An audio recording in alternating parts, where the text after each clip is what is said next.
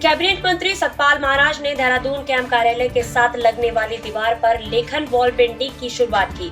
इस अवसर पर कैबिनेट मंत्री के साथ भाजपा के सैकड़ों कार्यकर्ता मौजूद रहे। लोकसभा चुनाव को देखते हुए भाजपा के कार्यकर्ताओं में खासा उत्साह नजर आया। जहां एक तरफ कार्यकर्ता सतपाल महाराज जिंदाबाद के नारे लगा रहे थे, वहीं अब की बार मोदी सरकार 400 पार के नारे लगातार लग रहे थे। आज बड़ी प्रसन्नता की बात है, 22 तारीख को जनवरी को अयोध्या में रामलला की प्राण प्रतिष्ठा होने जा रही है। हमको भी वहाँ पर आगमन का निमंत्रण मिला है और ये हम सब के लिए बहुत प्रसन्नता की बात है।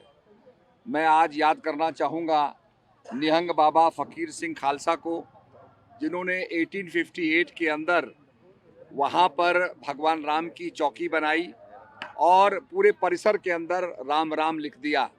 2 साल तक फ़कीर सिंह जी वहाँ पर पहरेदार रहे, चौकीदारी की और ये न्यायालय के अंदर ये बात आई भी थी। तो मैं उन निहंगों को यहाँ से प्रणाम करना चाहता हूँ और निश्चित रूप में उनका बलिदान आज साकार हो रहा है। इसमें 500 साल की लड़ाई जो है आज निश्चित रूप में हमें विजय पाई है। पूरी दुनिया के अंदर लोग अचंभित हैं और बड़े प्रसन्न हैं कि भगवान राम का यहाँ पर विशाल मंदिर बनके तैयार हो रहा है। ये पूरे भारतवर्ष के लिए गौरव की बात है, यहाँ के रहने वालों के लिए गौरव की बात है। देहरादून में भारतीय जनता पार्टी प्रदेश महिला मोर्चा की ओर से सशक्त बहना सम्मेलन का आयोजन किया गया, जिसमें मुख्यमंत्री पुष्कर सिंह धामी ने भाजपा महिला मोर्चा के सम्मेलन को वर्चुअल संबोधित करते हुए कहा कि प्रधानमंत्री नरेंद्र मोदी महिलाओं को सशक्त करने की दिशा में ऐतिहासिक कदम उठाते हुए निरंतर काम कर रहे हैं।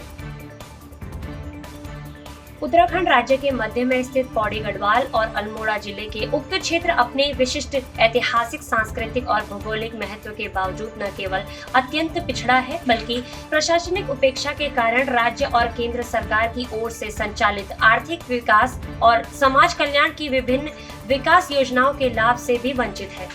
इस कारण इस क्षेत्र की जनता एक लंबे अरसे से जसवंतगढ़ नाम से एक नए जिले की मांग को लेकर आंदोलित है। यहाँ पर आके आपसे संवाद करने का या आपके माध्यम से हम राज्य के पूरे क्षेत्र में बात पहुँचाना चाहते हैं कि हम काफ़ी लंबे समय से हम जसवंतगढ़ जिले की मांग कर रहे हैं। इसके लिए हमने अन्य स्तरों पे हमने बातचीत करी है। साथ ही हमारे जो वहाँ की जनता है वो की चाहते हैं कि हमारे इलाके में जसवंतगढ़ जिला बने। कारण हमारे क्षेत्र को आज भी लोग कहते हैं कि पिछड़ा क्षेत्र है।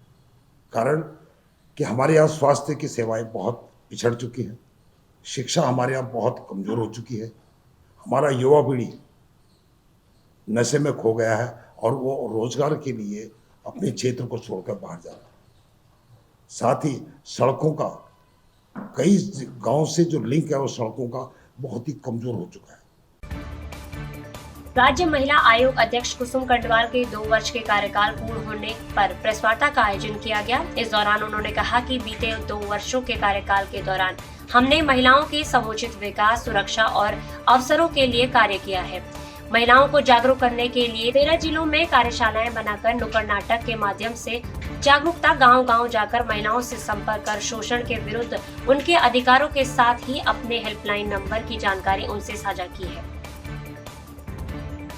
के रूप में वो तो कैसे हम उसमें रोक लगा सकते हैं, तो संबंधित अधिकारियों को लेकर, पुलिस प्रशासन को लेके हमने 13 जिलों में ये कार्यक्रम किए, ये कार्यशालाएं की। खेल को लेकर कि महिलाएं, हमारी जो बेटियां हैं वो खेल में आगे बढ़ें, निरंतर आगे बढ़ रही हैं। तो इस महिला आयोग ने, राष्ट्रीय महिला आयोग के सौजन्य से हमने खेल पे भी एक कार्यशाला की थी कि वास्तव में क्या क्या दिक्कतें उनके सामने आती हैं या क्या सरकार की जो सुविधाएं हैं वो उन तक पहुंच रही हैं, नहीं पहुंच रही हैं। ये सारी चीज़ों को लेके हम समय समय पर नुक्कड़ नाटक के माध्यम से जागरूकता के लिए हम कार्यक्रम करते आए हैं।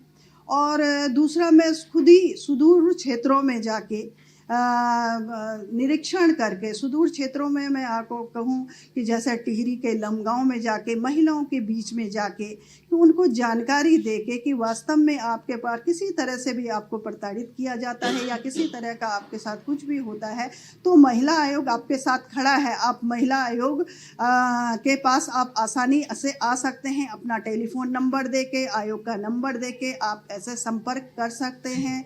कितना अच्छा दे सकते हैं आयोग, कितना अच्छा महिला की मदद कर सकता, महिला के साथ खड़ा हो सकता है।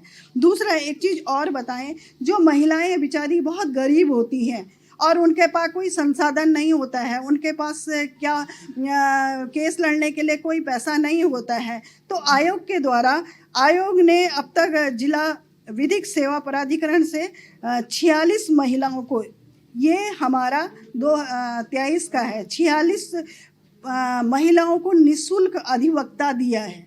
ये काम महिला आयोग ने अपनी तरह से पूरी किया है। बहुत परिवारों को हमने जोड़ा है, बहुत घरों को जोड़ने की कोशिश की और हमारा कहना है महिला आयोग घर जोड़ता है, तोड़ता नहीं है। कोशिश पूरी रहती है, एक बार मौका देते हैं। इतना ही मुझे कहना था। सैन्य कल्याण मंत्री गणेश जोशी ने देहरादून के परेड ग्राउंड में आयोजित युवा कल्याण एवं प्रांतिक रक्षक की ओर से आयोजित उत्तराखंड राज्य युवा महोत्सव 2023-24 कार्यक्रम के अंतर्गत सैन्य कल्याण विभाग की ओर से प्रायोजित पूर्व सैनिकों के आश्रितों की प्रशिक्षण के उपरांत आयोजित रोजगार मेला कार्यक्रम में बतौर मुख्य अतिथि प्रतिभाग किया। यहाँ के जवान के बारे में सोचता है, यहाँ के किसान के बारे में सोचता है, यहाँ की मातृशक्ति के बारे में सोचता है जिसने राज्य का निर्माण किया। और आज सैनिक कल्याण मंत्रालय व ITDA के सहयोग से एक प्रशिक्षण कार्यक्रम जो पूर्व में 6 महीने का होता था, अब एक 200 लोगों का चयन यहाँ पर हुआ और आज उसमें से कुछ लोगों को नियुक्ति पत्र, क्योंकि दूर के लोग थे, सब लोगों का यहाँ पहुँचना संभव नहीं था, लेकिन आज उनको नियुक्ति पत्र हमने यहाँ पर दिए हैं। और जब मैं उनको नियुक्ति पत्र दे रहा था, उन बच्चों के वे चेहरों को पढ़ रहा था कि कितना संतोष उनके मन पर था। और ये हमारी सरकार की एक पहल है, क्योंकि पूर्व में जो प्रशिक्षण कार्यक्रम मैंने जैसे बताया कि 6 महीने का होता था और वो एक औपचारिकता मात्र होता था।